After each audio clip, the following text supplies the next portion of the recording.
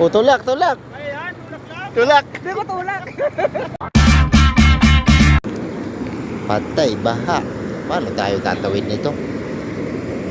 Ano pa yung nagadaan? Nagadaan si makina mo? Nagdadalagan kasi ako nag-aandar yan. Ay mga idol, so andito tayo sa ano, sa spillway ng Barrera. Ayan, so kitang-kita nyo naman na baha pa. Hindi naman na nag-uulan pero baha pa rin yung spillway. So ayan, di tayo makakatawid.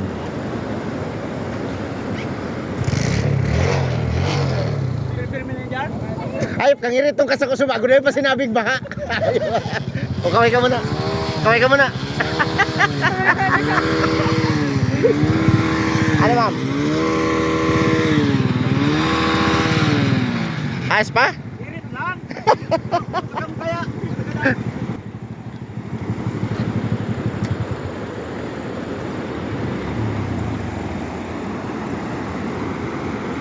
Akala ko, diretso ka eh.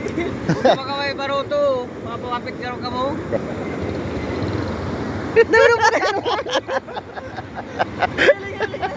Gabat lang yan itulak. Tulog. Tulak mo yan, umuyo. Ayan, ba dyan? O tulak, tulak. Ayan, tulak lang. Tulak. Hindi ko tulak. Hindi ko parang pulis. Napunta mo kaya, tulak ako. Tulak na ano, tulak.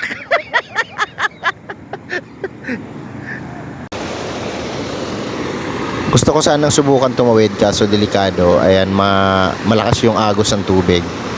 At medyo malalim talaga. Pag inabot yung ating tambutso, delikadong tumirik tayo. Kaya tingnan natin maya maya. Subukan natin kung kayang tawirin. Hindi nga lang pala kami ang na-stranded dito at meron ding mga katulad niyang teacher. Ayan, na kailangan ding tumawid pero hindi makatawid. Ayan, sabi ng iba, pwede naman daw tawirin pero itutulak nga lang daw yung motor. Ayan nga pala si ma'am na hindi rin makatawid. Meron nga palang iba dito na sinubukan talaga nilang tumawid. Katulad nga nila kuya.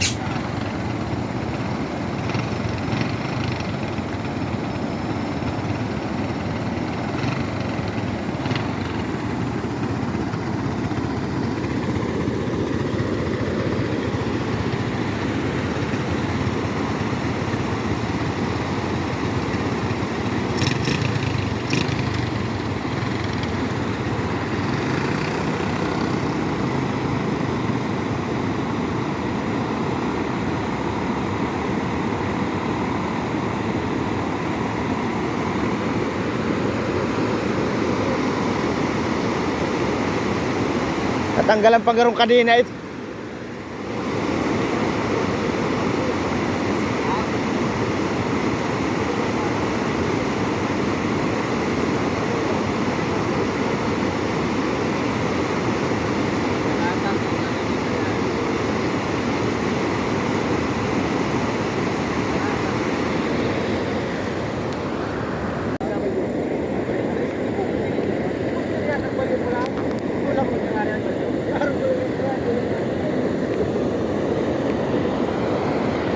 Ito si kuya, tinatansya niya pa kung kaya niyan suungin yung baha.